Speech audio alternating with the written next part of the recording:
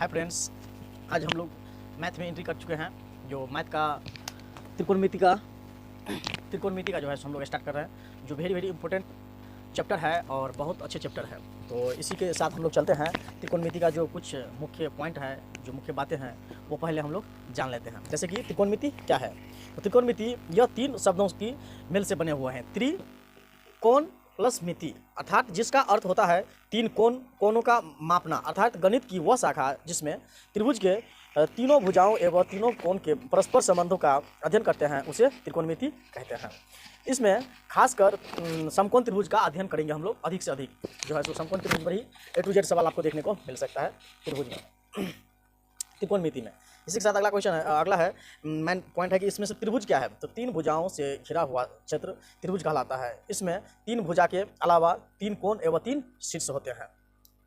इसके सभी कोण जो है, सभी कोण का योग जो है 180 होता है। इसी के साथ मेन पॉइंट है कि इसका कि समकोण त्रिभुज क्या है। तो जिस त्रिभुज का कोई एक कोण 90 डिग्री का होता है उसे समकोण त्रिभुज कहते हैं। इसमें 90 डिग्री सामने की भुजा कर्ण कहलाता है और सबसे लंबी भुजा होता है, और ये न्यून कोण के सामने का कोण जो है हमेशा लंब होते हैं। जैसे कि आप देख सकते हैं, ये समकोण त्रिभुज है, यहाँ 90 डिग्री कोण बना रहा है। ये इस डिग्री के सामने की कोण हमेशा जो है सो कर्ण कहलाता है। GABC, ये 90 डिग्री के कोण के सामने के कोण हमेशा जो है सो कर्ण कहलाते हैं, और कोई भी न्यून कोण के सामने कोण जो है सो लंब होगा। और इसके बाद ये जो आसन जिस पे बैठे हैं ये आधार होगा। आधार यानी इसे P से डिनोट करते हैं, यानी परपेंडिकुलर।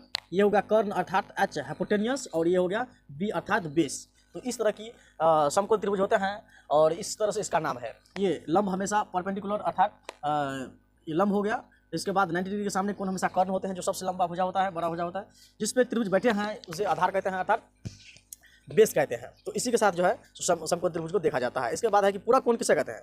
तो जिन दो कोणों का योग 90 डिग्री का हो उसे पूरा कोण कहते हैं। जैसे मान लीजिए कोई भी त्रिभुज हो और कोई भी दो कोण को अगर जोड़ने पर वो 90 डिग्री हो जाए उसे ही पूरा कोण कहते हैं, अर्थात समकोण को ही दूसरे शब्द में पूरा कोण कहते हैं। इसी के साथ अगला है कि समपूरक कोण क्या है। तो जिस दो कोणों का योग 180 हो उसे समपूरक कोण कहते हैं। मतलब 180 डिग्री कोण बना रहा हो तो वो जो है सो आपको समपूरक कोण कहलाएंगे। जैसे कि तो समपूरक कोण जिन दो कोणों का योग अर्थात जोड़ने पे 180 हो उसे ही हम समपूरक कोण कहते हैं। इसी के साथ अगला है कि न्यून कोण क्या है। तो जिन कोणों का मान 90 डिग्री से कम हो उसे न्यून कोण कहते हैं। और यहीं पे है कि अधिक कोण किसे कहते हैं। तो जिस कोण में यानी 90 डिग्री से अधिक कोण को अधिक कोण कहते हैं। इसी के साथ अगला है कि त्रिकोणमितीय अनुपात कितने हैं। तो समकोण त्रिभुज में दो भुजाओं के परस्पर अनुपात को त्रिकोणमितीय अनुपात कहते हैं। इस अनुपातों की संख्या 6 होती है, जिसे साइन, कोसेक, कॉस, सेक, टैन और कॉट से दर्शाया जाता है या सूचित किया जाता है। ये त्रिकोणमिति में हम लोग 6 अनुपात के बारे में पढ़ेंगे, जो बहुत इंपॉर्टेंट है। यही 6 पे जो है पूरा A to Z सवाल होगा, जो होगा साइन, कॉस, टैन, कोसेक, सेक और कॉट। तो इस तरह से होते हैं ये त्रिकोणमिति का अनुपात है। इसी तरह से कुछ महत्वपूर्ण बातें हैं कि इस पाठ से संबंधित कुछ महत्वपूर्ण बातें जो इस तरह से कि थीटा के सामने की भुजा हमेशा लंब होते हैं। जैसे कि हम इसमें बताए थे, समकोण त्रिभुज है A, ये B, ये C, ये हो गया थीटा, ये हो गया 90 डिग्री। ठीक, तो थीटा के सामने कोण हमेशा क्या होगा, लंब होगा, यानी P होगा। उसके बाद बोल रहे हैं कि थीटा के सामने की भुजा हमेशा लंब होते हैं।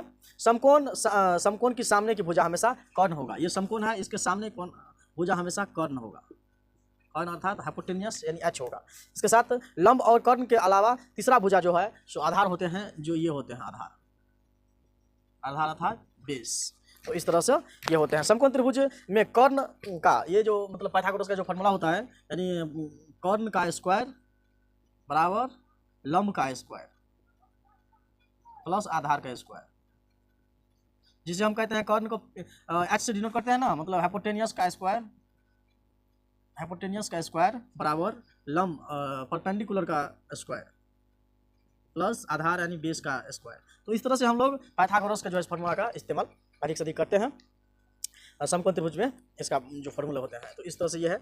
इसी के प्रकार हम आगे जो है आपको कंटिन्यू कर दिया है, सवाल के अनुसार कंटिन्यू चलते ही रहेंगे। तब तक के लिए नेक्स्ट वीडियो मिलेंगे, तब तक के लिए धन्यवाद।